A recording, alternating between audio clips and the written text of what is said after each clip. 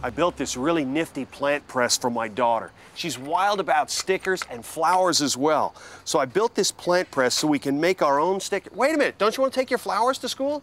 No thanks, Dad. We did that in 2nd grade. Now we have computers. Oh, now we have computers. But in the old days, we had plant presses. And I can dry and press flowers like this and turn them into really nifty stickers to stick on our school books and stuff. And I'll show you how to do it too. A plant press is a really simple affair to make. All you'll need is an ordinary cardboard box, some blotter paper that you can get at your office supply store, a few tools for cutting straight lines, a saw, doesn't have to be a power tool, and a nice piece of lumber. The most important thing you'll need to make the stickers, for my daughter in particular, you'll need some nice packaging tape. Now the first step is to cut the plant press. And by the way, this is a great project to involve kids with. As I said, it's a simple thing to make, and it is so because it was invented hundreds of years ago.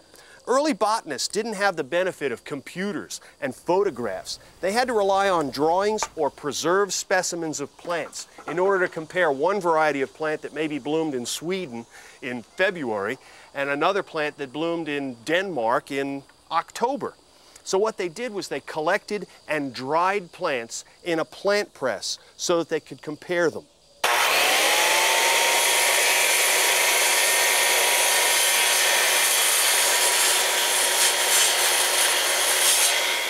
Once you've cut 2 pieces of wood the same size, and of course you can make these plant presses any size you want, we want to mark them in order to drill holes in the corners.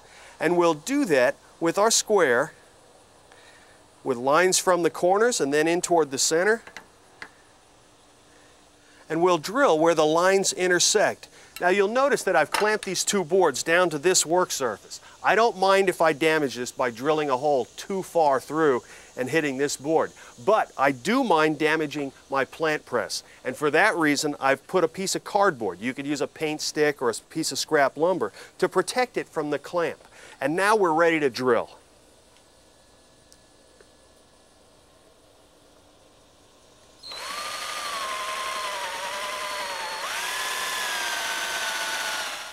As I said earlier, the plant press is a simple device and a great one to do with your kids. What we do after we've got the lumber cut, the holes drilled, and some of the hardware in place is cut blotter paper and cardboard to fit.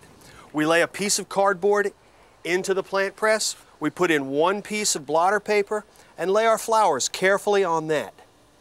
Try to arrange them in such a way that they don't touch and the petals are as flat as possible, and then put another piece of blotter paper on top of that and another piece of cardboard. You can stack these up as high as possible, and when you're done, you'll have something that looks like this.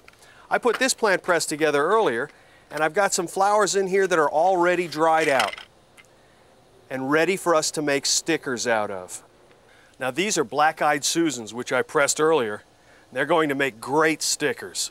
A final step in making our floral stickers is to take an ordinary piece of packing tape and stretch it across an open gap.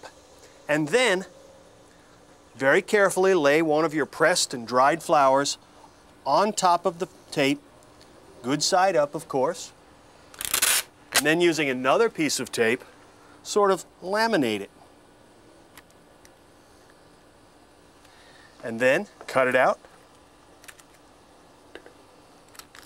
Homemade stickers from the great outdoors for use around your new house. Maybe the baby's rooms, maybe the kids' notebooks, or anywhere. I kind of like it right here.